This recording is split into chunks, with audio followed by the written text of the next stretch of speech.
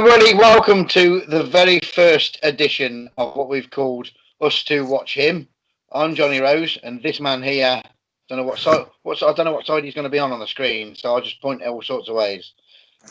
Is Boy Carter. Hello, Bully. Hey, you alright? Yes, and you? Yeah, I'm good. Wicked. Well, the idea is once a fortnight we take one specific wrestler, we watch 4 of their matches, and just kind of talk about their life, really. And it's your pick this week. You've picked the first one, and you've gone with Steve Keirn. Yeah. Any particular reason why you chose him? I think, well, I love watching him. I love his work. And also, I think a lot of people are probably unfamiliar with him. Probably like outside of the Skinner character, they might not really, you know what I mean?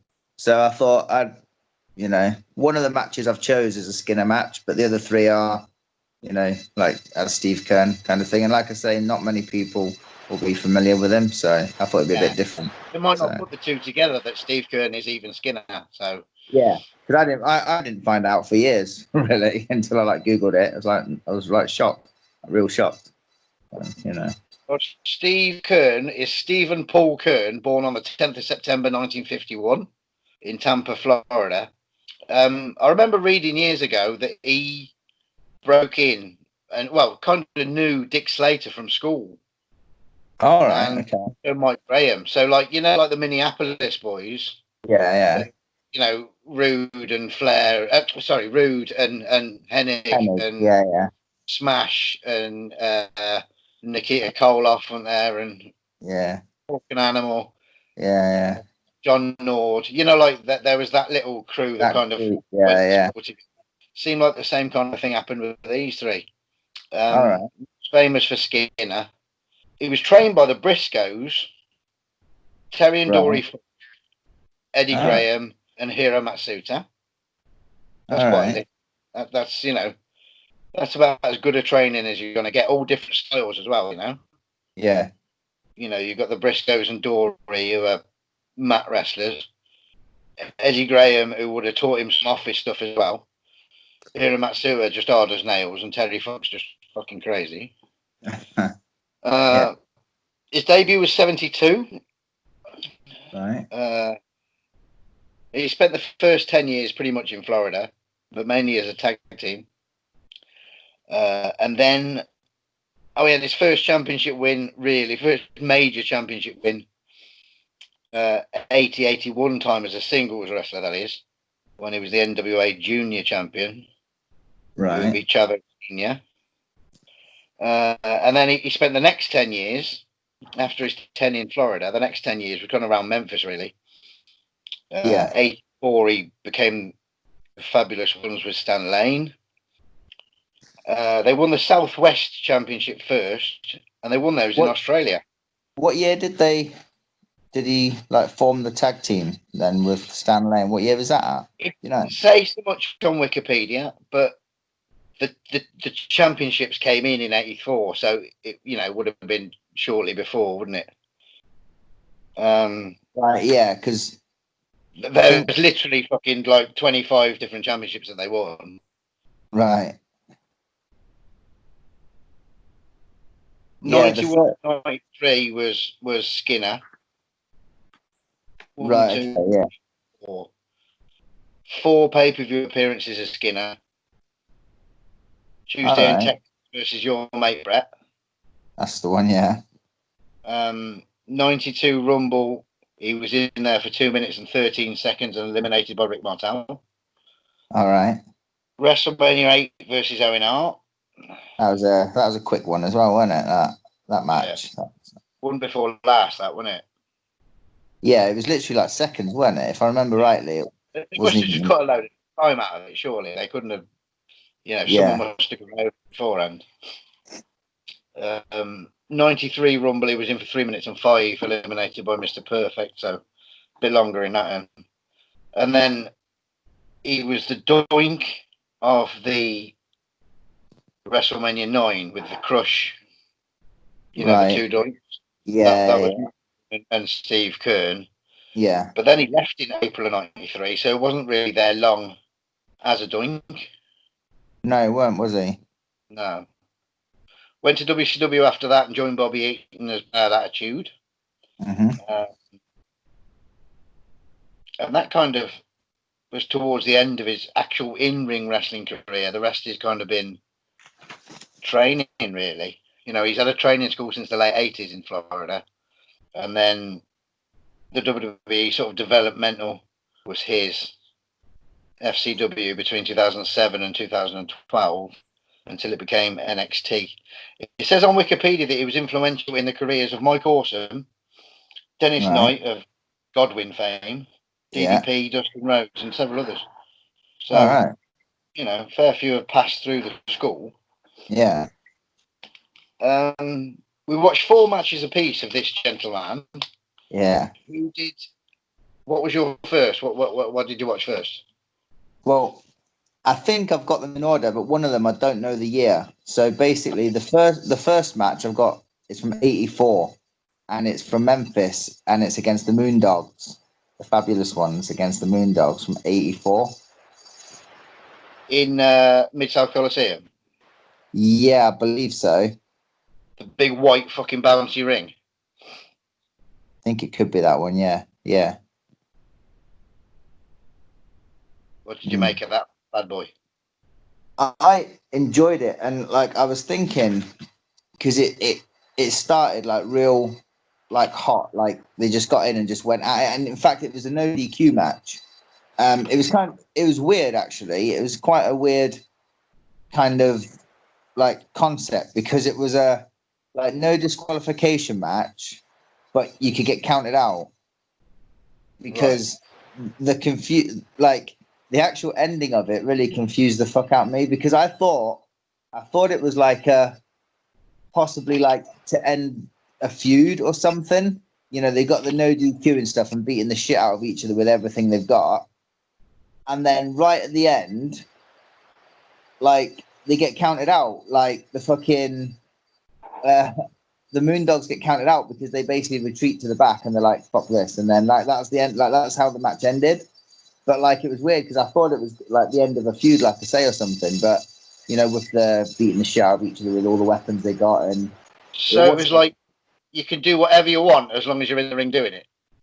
yeah, they were like beating the shit out of each other with all sorts like weapons and stuff, and you know, proper brutal stuff. And then then the Moondogs just kind of retreat to the back, and then the ref just counts them out and declares the Fabulous Ones the winners.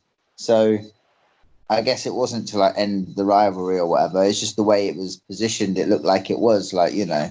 But there was a really cool spot in the match though that we've probably a lot of people like you'd have seen it quite a few times, and I think the Orient Express and the Rockers used to do it where they'd whip one of them off and go for like a double clothesline with like the belt, you know, like the fucking from the karate belt. Yeah. And then like the Rockers would like jump on it and then they'd, like glide. They've done that spot in here, but that was like from '84. So like, I mean, you could do that with arms, even, couldn't you? You know, without an instrument. You know, it's just different to a duck, isn't it? Yeah, yeah, all that. I mean, Memphis wrestling was pretty fucking hardcore anyway. When it was like ECW before it was cool. So, and they were massive. The Fabulous Ones, weren't they? In Memphis, were proper huge. But they kind of got it for this. The crowd were fucking really, really loud, like so hot for this whole match, right? Yeah, like, and they kind of got the gimmick from Jackie Fargo, who was the Fabulous One anyway. You know, that was his nickname. So he kind of passed the gimmick down to them. You know, I've seen pictures of Jackie and Roughhouse Fargo doing 8-man tags with the the Fabulous Ones. So right. you know, like passing the gimmick down. Yeah. Yeah, proper cool. Love me some Memphis, I do. My first pick was 81. I've tried to do mine chronologically as well. My first pick was 81 from Florida in the studio. Championship Wrestling from Florida versus Dory Funk Jr. I almost chose that one. I found that one on YouTube, and is that where you got it from? Yeah. I seen that one, but I decided not to. Like, I was close to picking that one. Yeah, like this had a little bit of everything in it, you know, because you imagine Dory Funk to be very sort of ground-based wrestler, and Yeah. Keirn's very much the same. So it was very much a wrestling match to start with. You know, there was exchanges, lots of exchanges, very nice technical wrestling kind of thing. And then it wasn't a very long match, like 6.5 minutes or something. Yeah, yeah. And Steve Keirn went for a pile driver, which Gordon Soley really put over as Keirn's kind of big finish, which it must have been. It must have been at the time. Keirn was going, he's pile driver the ex-world champion. It's fucking, it's game over kind of thing. Somehow Dory kicks out, and then Dory fucking loses his mind and gets proper brutal, and throws the referee around and throws Steve Keirn out of the ring. And then he boshes this spinning. Dory puts the spinning toe hold on Keirn, which is obviously Dory's finish. Other wrestlers are in the ring. They're going flying. The referee's going flying again. Until Mike Graham comes in, and then even Mike Graham gets fucking shit canned for a little bit. Dory retreats a little bit, and then Dory comes back to fucking batter all three again. I don't know where this would have gone, whether there would have been some kind of feud, or whether it was just kind of like a Dory heel turn. But it was effective because like everybody was kind of split at the start, like, Dory fans and Steve Keirn fans. Yeah. And by the end, it was like, fuck you, Dory. Turning on the baby boy. So, whatever it was effective. I thought it was pretty cool that, when people hit the ring to make the save, the lesser known wrestlers were doing that, other than Mike Graham. So that put Mike Graham over because obviously they wanted the pop for Mike Graham. But one of them was Reggie Parks, who makes the fucking WWE bouts. Oh, yeah. Well, that was pretty cool. I've never really seen Reggie Parks wrestling. It was kind of before my. Yeah, I don't know too much about him, to be honest. Yeah. I don't know whether he still does, but he's made a lot of the bouts for various promotions. So yeah, about him, I really enjoyed it. It was like it did exactly what it was there to do. Steve Keirn got pinned, by the way. He didn't give up because he'd already gone into the fucking corner post, and then as he hit the corner post outside the ring, he was thrown back in, and then the spinning toe hold was on. So that really put Keirn over, that the finish was a pin, even though he was in the toe hold, Yeah.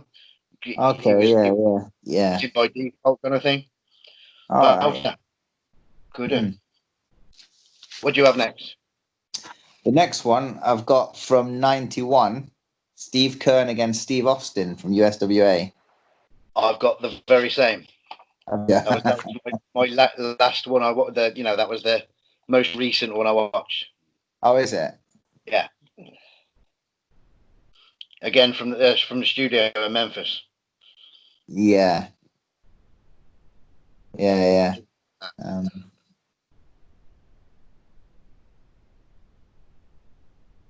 Yeah, I've got a few notes for that one. So did you say that's the last one you? Yeah, 91 was the most, I think. Anyway, hang on. No, tell a lie. 94 was my last. Oh, was it? So one from last. What did you make of that one? This one was all right. This was it was just a simple match, really, wasn't it? It was a good match, I thought. Typical heel versus face. Yeah. Which you like, and you could almost feel Steve Keirn helping Austin being a little bit green. Yeah, I was just about to say, I really enjoy watching Austin at this part of his career, as he's kind of new. It's good to watch, go back and watch just how, how much of a rookie he was, because, what year did he start? It was only the year before, wasn't it, really? Year or two tops. I remember them old USWA tapes, Yeah. They're about 9, aren't they? So yeah, it must have been 2 years before. Right. Yeah. But no, I enjoyed this match. The finish was he got DDT, didn't he? Then there was interference. That was it. Yeah. It made me laugh at the end though. You are? The Texas Hangman came in. Yeah, Neck yeah. breaker, the DDT. You're sorry. Neck breaker first, then the DDT, and then the Texas Hangman running. Yeah, it made me laugh at that. I don't know if you noticed it, but like he got DDT'd. Then the Hangman came in, started beating the shit out of Steve Keirn. But as soon as they came in, Austin's up and fucking beating the shit out of them. Literally, I totally forgot fucking about. 5 seconds after fucking after being KO'd with a DDT, It he's up goes and away if the Texas Hangman are there. Oh, good. You what? The pain goes away if the Texas Hangman are there. Yeah. It did exactly what it should have done, really. It's a nice little TV kind of match, Yeah. wasn't it? Yeah, I like them kind of matches. It was simple and I couldn't really fault it. It was a decent little match, to be honest. Yeah, long enough to keep your attention for as well. It's nothing too mad time-wise, you know. Yeah. My next was from 1990, Tampa, Florida, and it's the PWF champion. Now, PWF was Mike Graham's promotion. Right. Steve Keirn was the PWF champion versus the USWA Unified champion, Jerry Lawler. DDP was on the commentary. Mickey J. I've got this match, but I didn't know what fucking year it was from. So that's why. Yeah, I've got this one. 90. So what year is it? 1990. All right, yeah, I didn't know, so I just that's why I put it last on my list because I didn't know where it would, where it would fit in. But yeah, I've got this one as well. I thought you might have it as well, being Joe Lawler, Proper enjoyed it. Lawler being such a heel and Keirn being such an over baby face. Yeah. Both being put over on commentary. Mm. Again, they were put over on commentary really well for being masters of the pile driver. So it was not only champion versus champion, it was pile driver versus pile driver. Each had a nice long heat, didn't they? Just put at the end, it's a real championship match. It felt like a real title match. Yeah. And Lawler's selling was fucking brilliant. He was made him look great, didn't he? Like all throughout. Just but yeah, this was a really good match. Both had heat, and then it kind of went outside, and there was chairs and tables and all sorts of shit. Keirn in with a chair and threw him back in, and didn't quite make it in, did he? Yeah, and got counted out. Yeah, so he kind of scored home goal there, didn't he? Mm. I wasn't so keen on the finish. I thought, but then it still kept Keirn strong. It's like he fucked himself up, fucked himself over. Yeah, he was strong because he didn't really lose, but he was a bit stupid. I thought it was a bit odd, the ending with because he's beating the shit out of him with a chair, isn't he? Yeah. And then that's all right.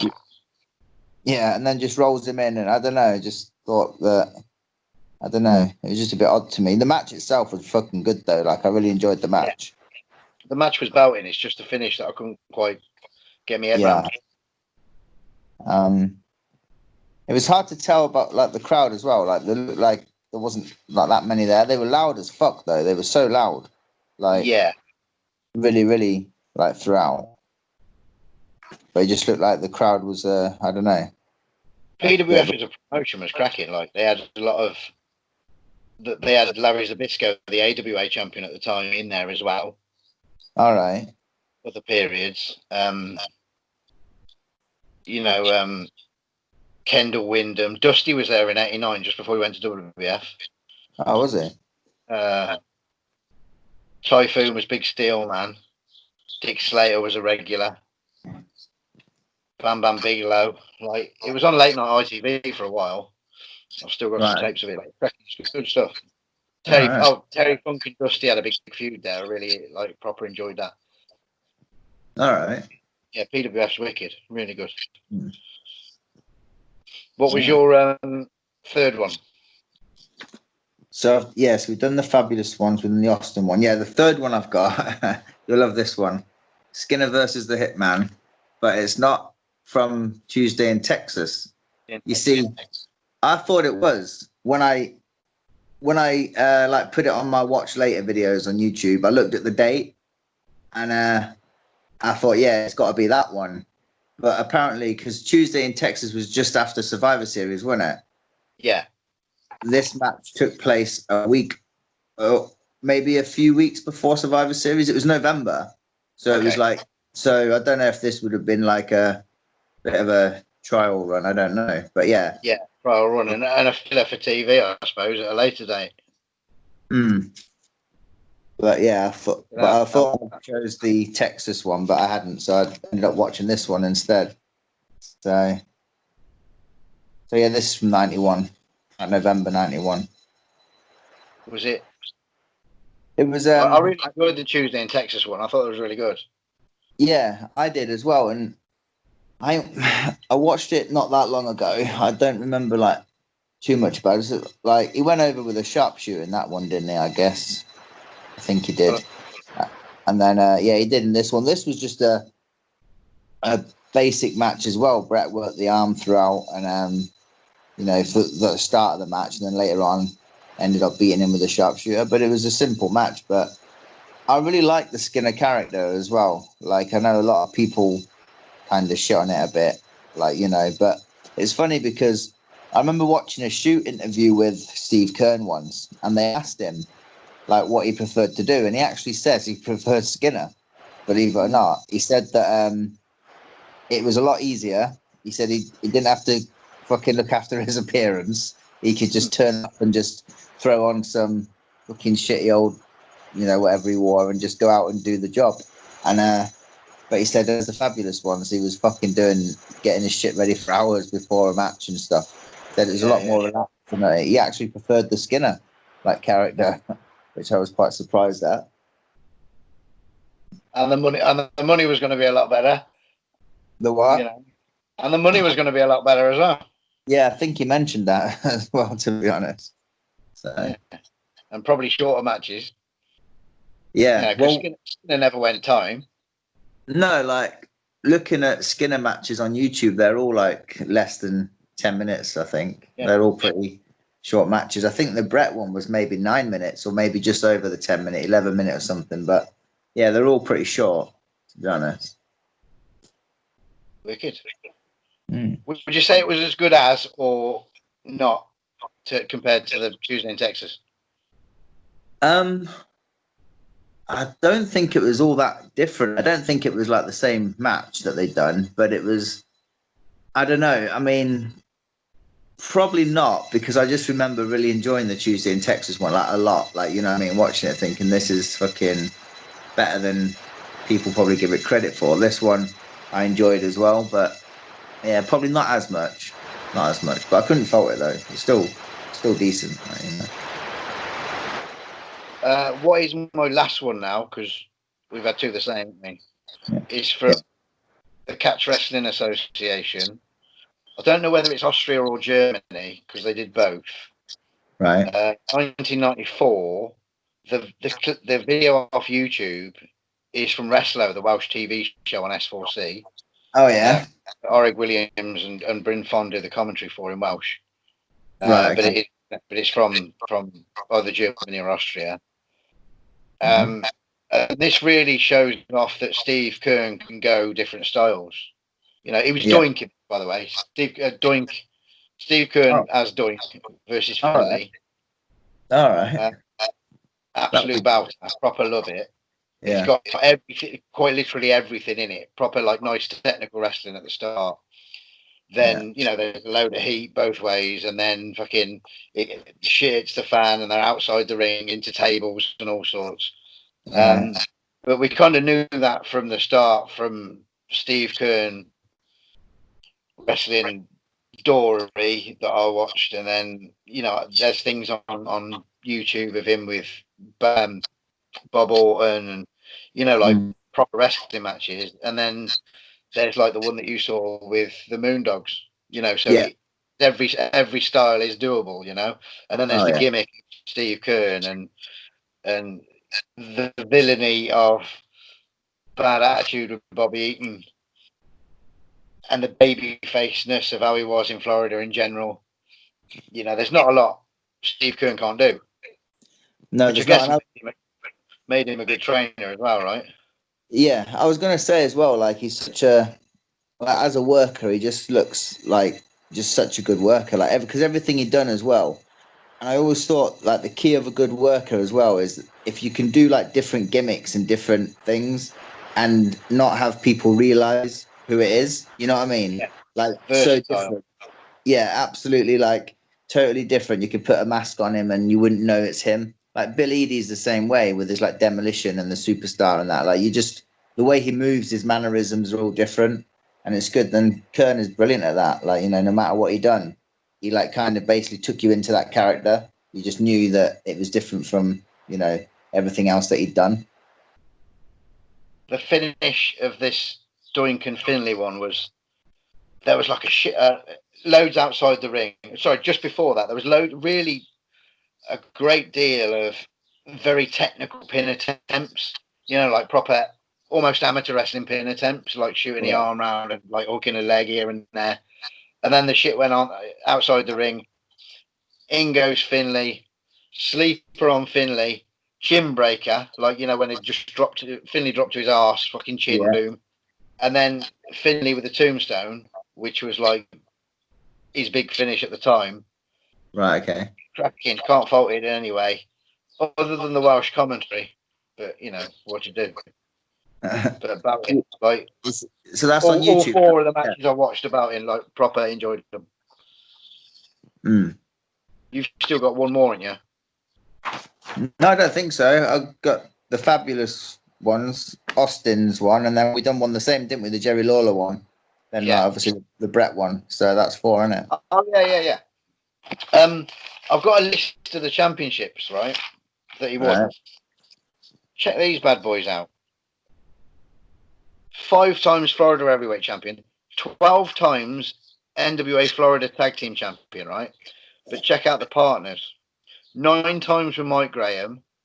Love Mike Graham. Mm-hmm. Like as a wrestler, and his shoots are wild, aren't they? Yeah, they are. Yeah. Jimmy Garvin, Bob Backlund, and Brian Blair. Not the biggest Bob Backlund fan, but if you want to pick a partner, someone that's pretty over at the time, he would have been the man, right? So there's probably 4 good partners there. Florida TV champion, North American tag team champion with Mike Graham, 2 times Southern champion in Florida, US tag champion 5 times, 3 times with Graham, 2 times with Stan, Georgia heavyweight, Georgia tag and national champion. In Memphis, he was Southern champion, Southern tag team champion 17 times. 14 of them with Stan Lane, 2 with Bill Dundee and 1 with Terry Taylor. That's a pretty good list, isn't it? Yeah. CWA tag team champion with Stan, Southwest tag team champion with Stan, USWA tag team champion with Stan. And here's a good one that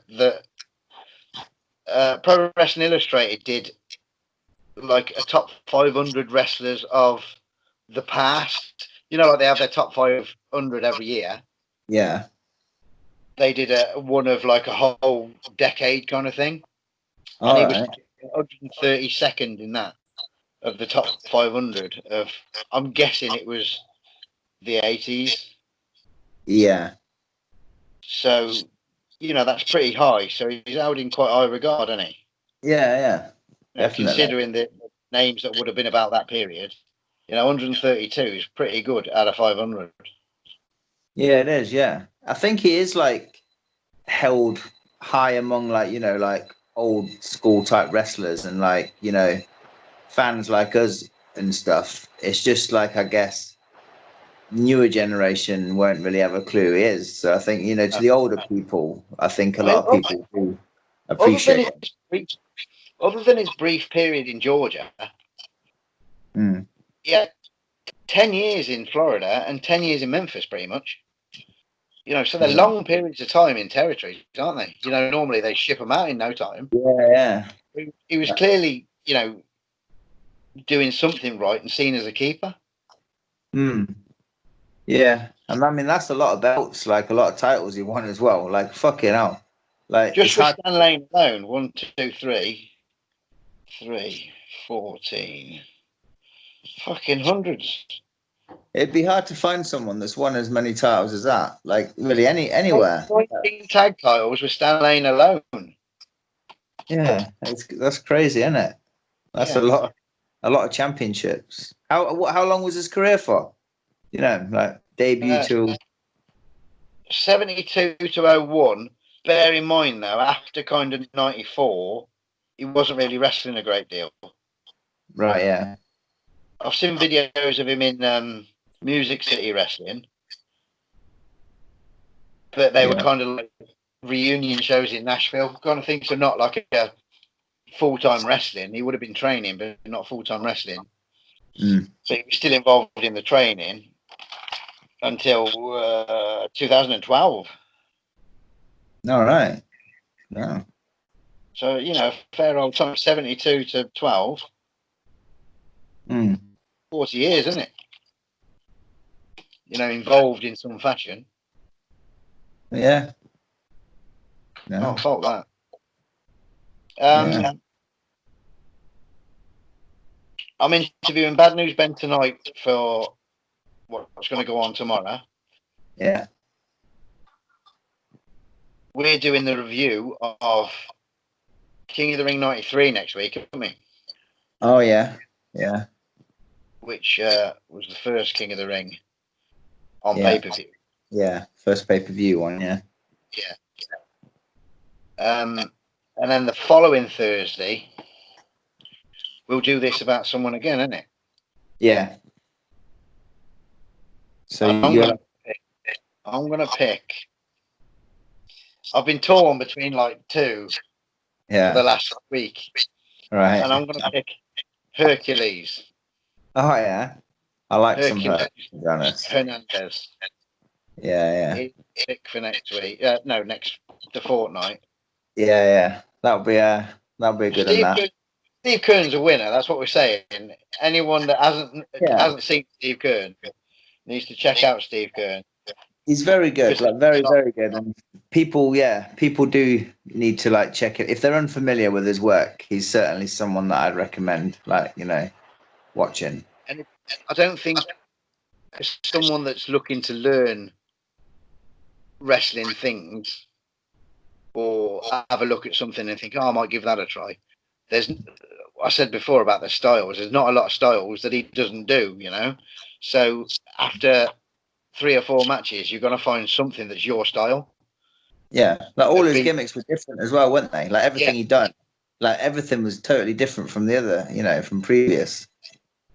If you're a mat wrestler, or a brawler, if you're one of these hardcore idiots, like there's going to be something in there for you, or tag teams, or literally any style you want to see.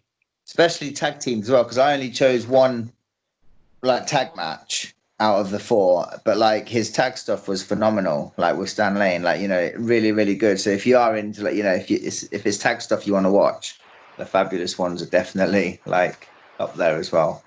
Yeah, and his team with Bobby Eaton in WCW, short-lived, like 94, but both the team with Stan Lane, which I thought was cool. Both were successful with Stan Lane. Steve Keirn as the Fabulous ones with Stan Lane, and Midnight Express with Bobby Eaton and Stan Lane.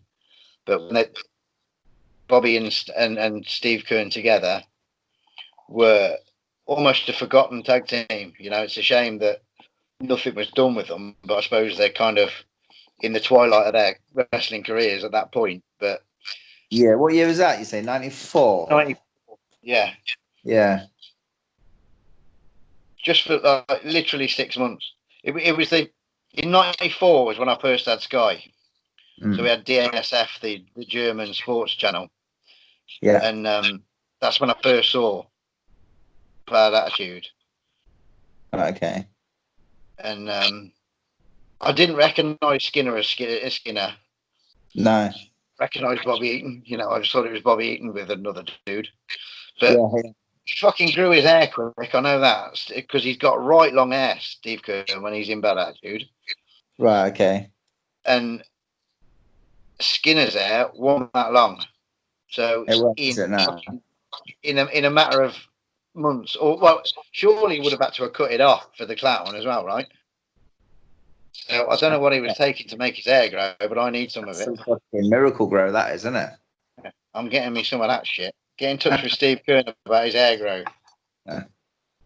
So next week is King of the Ring 93. Yeah.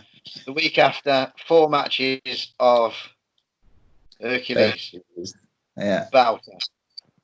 Sweet. Thanks everybody at home. And we'll see you very soon.